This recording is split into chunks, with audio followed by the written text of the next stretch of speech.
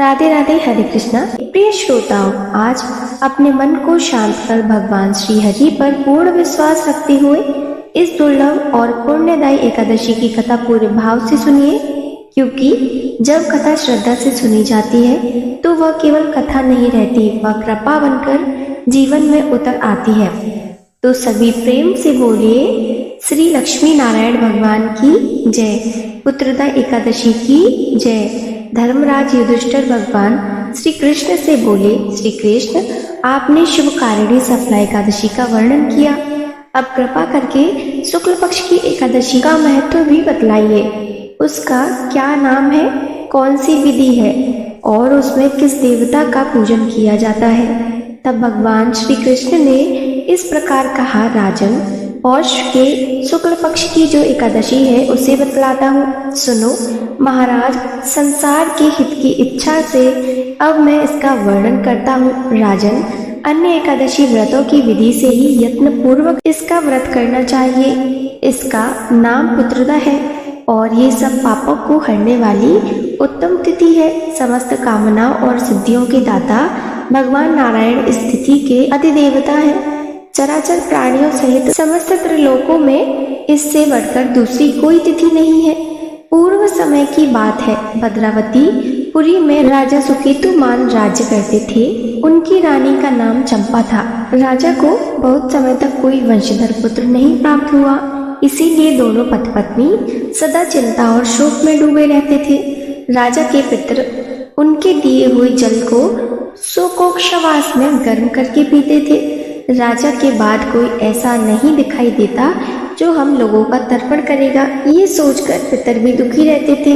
एक दिन राजा घोड़े पर सवार होकर घने वन को चले गए। पुरोहित आदि किसी को भी इस बात का कुछ पता ही नहीं था। मृग और पक्षियों से सेवित उस सघन वन में राजा भ्रमण करने लगे। मार्ग में कहीं सियार की बोली सुनाई पड़ी तो कहीं उल्लुओं की। जहाँ जहाँ रीछ और मृग भी दिखाई दे रहे थे। इस तरह घूम घूम कर राजा वन की शोभा को देख रहे थे। इतने में ही दोपहर हो गई। राजा को भूख और प्यास लगने लगी। अब वे जल की खोज में इधर उधर दौड़ने लगे।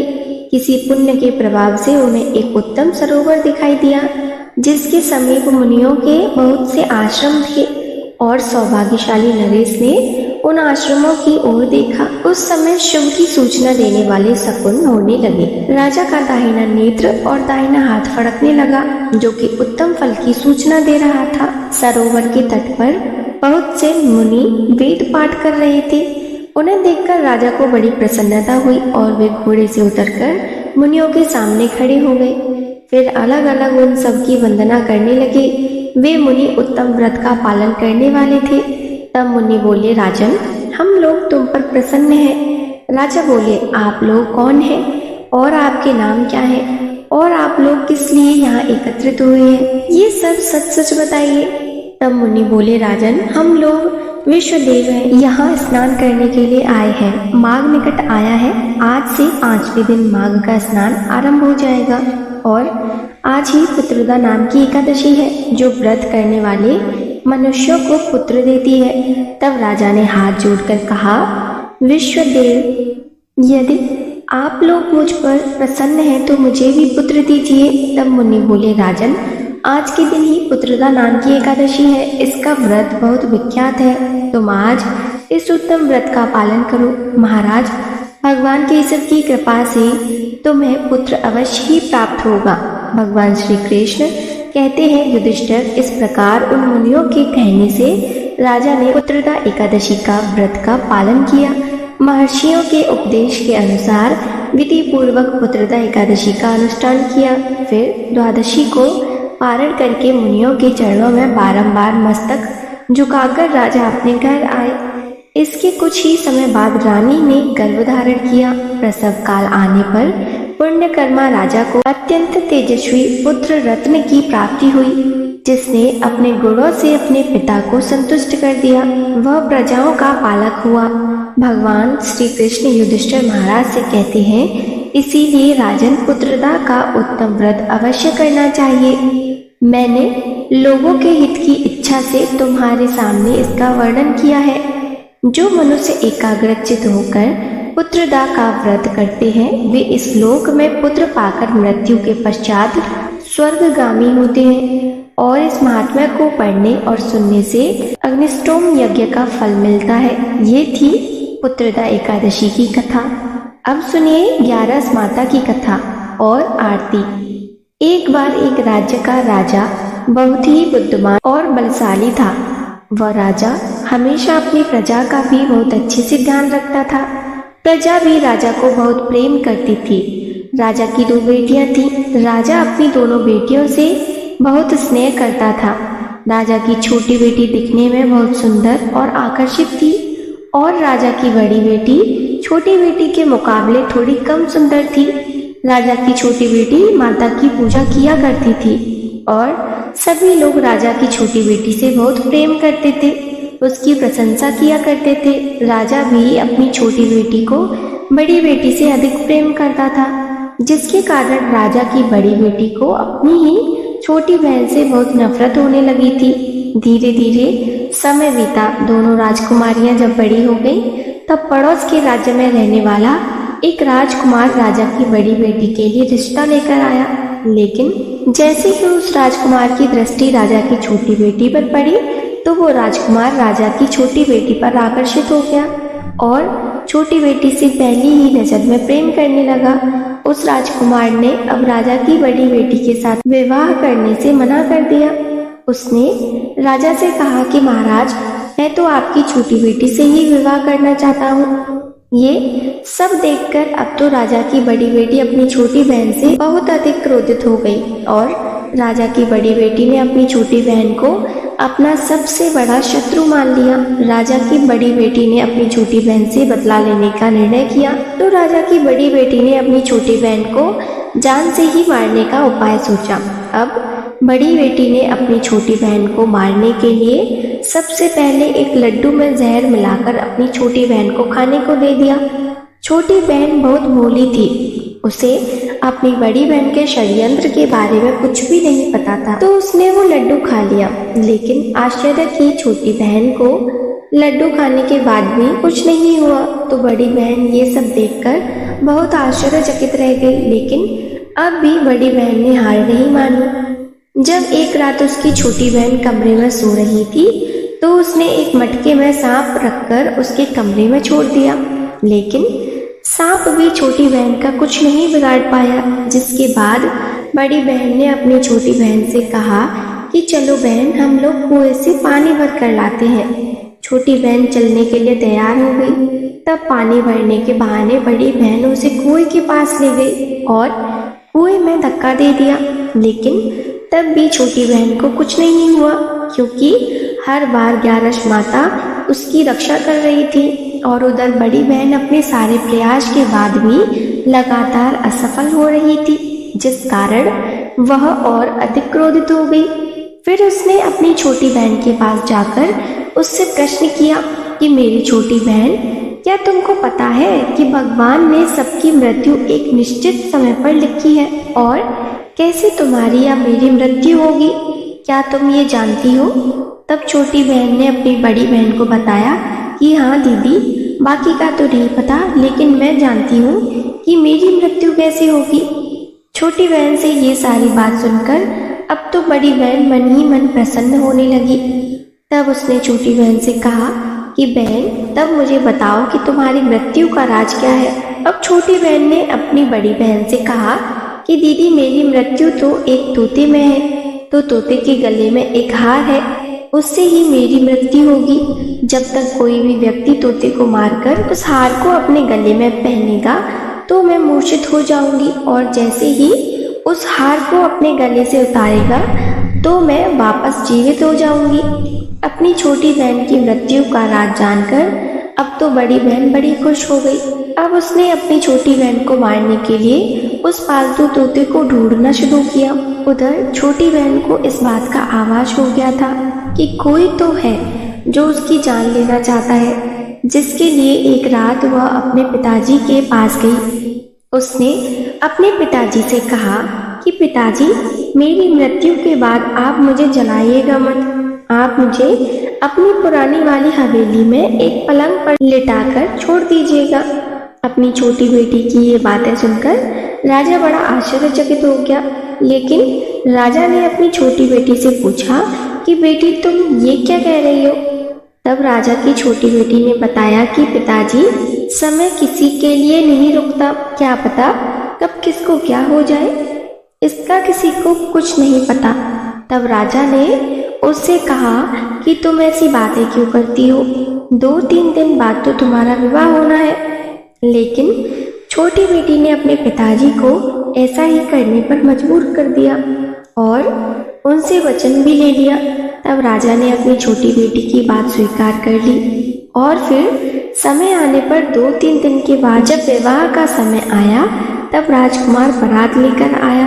अब राजकुमार और राजा की छोटी बेटी के विवाह की रस्में शुरू हो गई। इधर जैसे ही राजा की छोटी बेटी राजकुमार के साथ फेरे लेने के लिए तैयार हुई तो उसकी बड़ी बहन अपनी छोटी बहन के कमरे में जाकर उसकी तोती को पकड़ लेती है और उसे जान से मार देती है। तोती के गले में जो हार था उसको उसने अपने गले में पहन लिया था। उधर जैसे ही बड़ी बहन ने उस हार को अपने गले में पहना तो उधर छोटी बहन जो केवल 3 फेरे ही ले पाती है वहीं पर बीच रास्ते में ही गिरकर बेहोश हो गई। जिसके बाद राजा ने बड़े बड़े हकीम वैद्यों को बुलाया और अपनी छोटी बेटी का इलाज करने के लिए कहा। राजा की बात सुनकर जब वैद्य ने छोटी बेटी को देखा तो राजा को बताया कि महाराज, आपकी छोटी बेटी ना तो जीवित है और ना मरी हुई है, ऐसा तो मैं पहली बार देख रहा हूँ। राजा ने वैद्य और हकीम को ये बात बाहर बताने से मना कर दिया और उसने कहा कि अगर तुमने ये बात किसी को बाहर बताई तो हम तुमको फांसी पर लटकवा देंगे। राजा ने अपनी छोटी बेटी को पुराने महल में ले जाकर एक पलंग पर लिटा दिया और फिर वहां पर कुछ सैनिकों को तैनात कर दिया। इसके बाद राजा वापस अपने महल में आ गया। इधर राजा की बड़ी बेटी अपने पिताजी के पास आई और कहने लगी, पिताजी, अगर ये विवाह संपन्न नहीं हुआ तो आपकी इज्जत का क्या होगा। जरा सोचिए, अगर आप कहें तो मैं आपकी इज्जत बचाने के लिए इस राजकुमार से विवाह करने के लिए तैयार हूँ। राजा अपनी बड़ी बेटी के षड्यंत्र के बारे में कुछ भी नहीं जानता था तो उसने अपनी बड़ी बेटी की बात मान ली और तब राजा ने अपनी बड़ी बेटी को छोटी बेटी के कपड़े, आभूषण आदि पहनाकर मंडप में भेज दिया ताकि किसी को भी इस बात का पता ना चले कि विवाह छोटी बेटी के साथ नहीं बल्कि बड़ी बेटी के साथ हो रहा है। लेकिन राजकुमार ये जान गया था कि ये तो राजा की छोटी बेटी नहीं है बल्कि ये राजा की बड़ी बेटी है। अब राजकुमार ने राजा की बड़ी बेटी से विवाह करने से मना कर दिया। तब सभी लोगों ने राजकुमार को मजबूर करके राजा की बड़ी बेटी से बचे हुए फेरों को संपन्न करा दिया और फिर विवाह संपन्न हो गया। जिसके बाद राजकुमार राजा की बड़ी बेटी को अपने महल में ले गया। विवाह होने के बाद राजकुमार उससे ना तो बातें करता था, ना उसे पसंद करता था, ना ही उसके आसपास जाता था। राजकुमार ने तो ये फैसला भी कर लिया था कि चाहे कुछ भी हो जाए वो अपनी प्रेमिका को ढूंढ कर रहेगा और जानकर रहेगा कि उसके साथ हुआ क्या है। फिर एक दिन राजकुमार अपने घोड़े पर सवार होकर राजा के पुराने महल के पास पहुंच गया, जहां पर उसने कुछ सैनिकों को देखा। महल के पास पहुंचकर राजकुमार ने जब महल को ध्यान से देखा तो वो समझ गया कि ये तो हमारे ससुर जी का ही महल है। तब राजकुमार ने सैनिकों से पूछा कि तुम लोग यहाँ क्या कर रहे हो और इस महल के अंदर उस पलंग पर कौन लेटा है। जिसके बाद राजा के सैनिकों ने बताया कि यहाँ पर राजा की छोटी बेटी लेटी है। ये सुनकर राजकुमार तो बड़ा प्रसन्न हुआ और वो तुरंत अपनी प्रेमिका के पास पहुंच गया, उसकी सेवा करने लगा। जैसे ही रात हुई तो राजा की छोटी बेटी उठकर खड़ी हो गई। अब तो राजकुमार ये सब देखकर और खुश हो गया। उसने अपनी प्रेमिका से पूछा कि तुम यहाँ क्या कर रही हो, तुम मेरे साथ मेरे घर चलकर रहो, तुमने विवाह बीच में से क्यों अधूरा छोड़ दिया। तब राजकुमारी ने राजकुमार को सारी बातें बता दी कि मेरी जान एक तोते में बसती थी और ये बात मैंने सिर्फ अपनी बड़ी बहन को बता दी थी। मुझे पता है कि उसने ही मुझे मारने का प्रयास किया है। उसके पास एक हार है जिसको वो सुबह पहन लेती है और रात को उतार कर रख देती है। जब तक वो हार को पहने रखती है तब तक मैं मूर्छित रहती हूँ और जैसे ही वो हार को उतार देती है तो मैं जीवित हो जाती हूँ, और जब तक मेरी बड़ी बहन के पास वो हार रहेगा तब तक मैं ऐसे ही जीवित और मूर्छित होती रहूंगी। अगर मेरी बड़ी बहन के पास जो हार है वो मेरे हाथ लग जाए तो मैं हमेशा के लिए जीवित हो जाऊंगी। सारा रहस्य जानकर राजकुमार ने छोटी राजकुमारी के साथ ही रहने का निर्णय ले लिया और उसने अपने बचे हुए सारे फेरे उस पलंग पर लेटी हुई छोटी राजकुमारी के साथ पूरे कर लिए और अपना विवाह भी पूर्ण कर लिया और वह वहीं पर रहने लगा। देखते ही देखते समय बीतने पर कुछ ही दिनों में छोटी राजकुमारी गर्भवती हो गई। एक दिन राजकुमार को किसी काम से बाहर जाना पड़ा। तब राजकुमारी के पेट में बहुत तेज दर्द हुआ, जिसके बाद उसने एकादशी माता का आवाहन किया, जिसके बाद वहां पर माता प्रकट हुई और उन्होंने उसका प्रसव कराकर उसे प्रसव पीड़ा से मुक्ति दिलाकर एक पुत्र की प्राप्ति करवाई। और वहीं पर अचानक से तभी राजकुमार भी आ गया। राजकुमार ने ग्यारस माता को देखा तो वो आश्चर्यचकित हो गया और उसने तुरंत ग्यारस माता को प्रणाम किया। ग्यारस माता ने राजकुमार से कहा कि जब तुम्हारा पुत्र 5 वर्ष का हो जाएगा तब तुम अपनी पत्नी का हार इसके गले में डाल देना। देखते ही देखते राजकुमार और राजा की छोटी बेटी का पुत्र 5 वर्ष का हो गया। तो राजकुमार अपने बेटे से कहने लगा कि बेटा, मैं कुछ काम से बाहर जा रहा हूँ, तुम अपनी माता का ध्यान रखना। ऐसा कहकर वह वहां से चला गया। लेकिन जब राजकुमार वहां से बाहर जा रहा था तब बड़ी बहन के सैनिकों ने उसे देख लिया और बड़ी बहन को जाकर सारी बातें बता दी। इसके बाद बड़ी बहन ने अपनी छोटी बहन के पुत्र का अपहरण करवा लिया और उसको मरवा दिया। छोटी बेटी के पुत्र के 2 टुकड़े उसने करवा दिए। पहला टुकड़ा चक्के के पास छुपा दिया और दूसरा टुकड़ा अपने पलंग के नीचे छुपा लिया। लेकिन ग्यारस माता अपने भक्तों को किसी कष्ट में नहीं देख सकती, तो वो अपने भक्त का दुख दूर करने के लिए एक भिखारिन का रूप धरकर बड़ी बहन के पास गई, जिसके बाद वो वहां पर भिक्षा मांगने लगी। तो बड़ी बहन ने अपने नौकरों से कहा कि जाकर भिक्षा दे दो। लेकिन जैसे ही नौकर ग्यारस माता को भिक्षा देने के लिए आए तो माता ने उन्हें मना कर दिया। कहने लगे कि मैं तो तुम्हारी महारानी से ही भिक्षा लूंगी। जिसके बाद बड़ी बहन खुद आकर ग्यारस माता को भिक्षा देने लगी। तब माता एक बिल्ली का रूप धरकर उसके कमरे में चली गई और वहां पर छोटी बेटी के पुत्र के दोनों टुकड़ों को उन्होंने आपस में जोड़ दिया। टुकड़े जुड़ते ही वो राजकुमार वापस जीवित हो गया। तब ग्यारस माता उस नन्हे बालक को वापस लेकर आ गई। अब तक ग्यारस माता ने राजकुमार को सारा रहस्य समझा दिया था।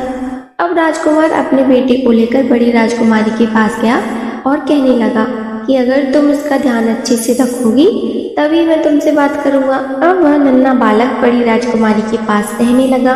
एक दिन राजकुमार अपने बच्चे से कहने लगा, बेटा, आज तुम अपनी माँ से उसके गले का हार मांग लेना।